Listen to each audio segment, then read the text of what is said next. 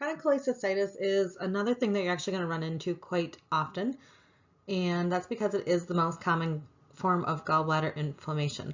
So let's take a look at what chronic cholecystitis is and one of the complications that can arise from it. Chronic cholecystitis results from the intermittent obstruction of the cystic duct by gallstones, resulting in multiple bouts of acute cholecystitis. So when a person has gallstones and the gallbladder contracts down, that stone can kind of get lodged into the cystic duct or the neck of the gallbladder, and that can cause a round of acute cholecystitis.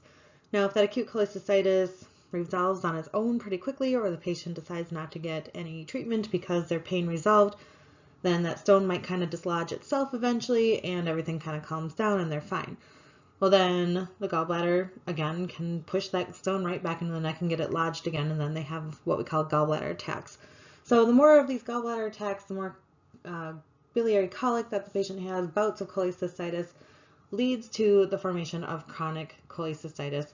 And this just causes the gallbladder to be kind of in this quasi, kind of inflamed, kind of not state because it has been damaged so much from the bouts of acute cholecystitis.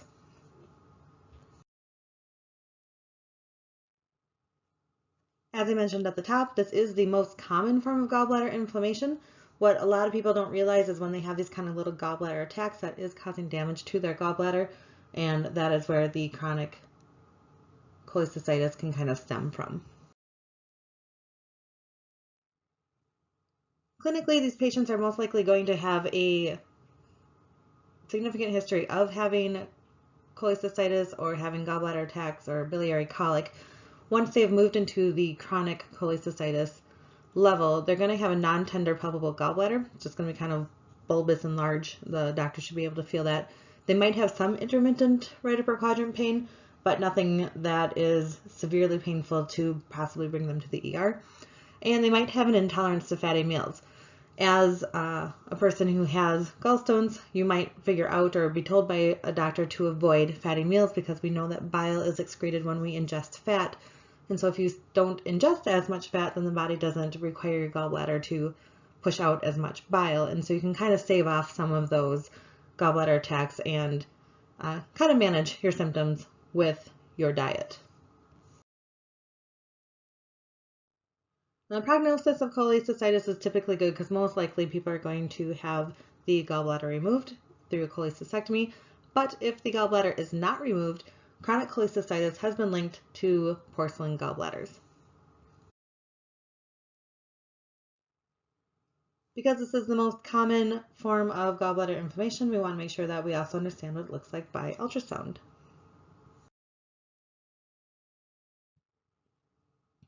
So the typical appearance of chronic cholecystitis is that we're going to see a contracted gallbladder, a little bit smaller than usual.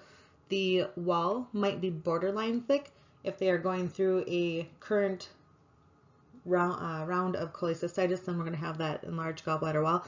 But you might notice that the gallbladder wall just kind of looks thick and edematous in general in the setting of the chronic cholecystitis.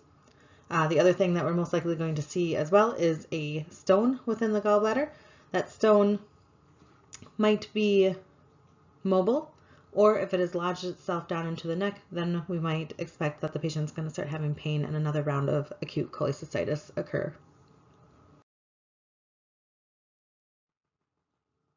A complication of chronic cholecystitis is xanthogranulomatosis cholecystitis, and what happens is after the gallbladder has been kind of irritated and inflamed, the gallbladder starts to accumulate substances that are meant to heal the body, but they start kind of accumulating in the gallbladder lumen. So what you'll end up seeing is something that actually resembles quite a bit gallbladder carcinoma, but this is actually benign. And what they'll see on histology is that this gallbladder is full of lipids or fats, cholesterol, macrophages, and lymphocytes, all things that are supposed to kind of help the body clear out infections to kind of get stuck in the gallbladder. So that is the xanthogranulomatosis cholecystitis, a very rare complication of chronic cholecystitis.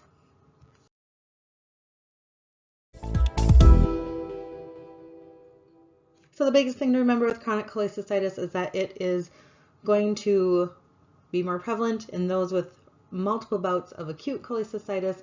We might see a slightly contracted gallbladder despite the patient being in a fasting state.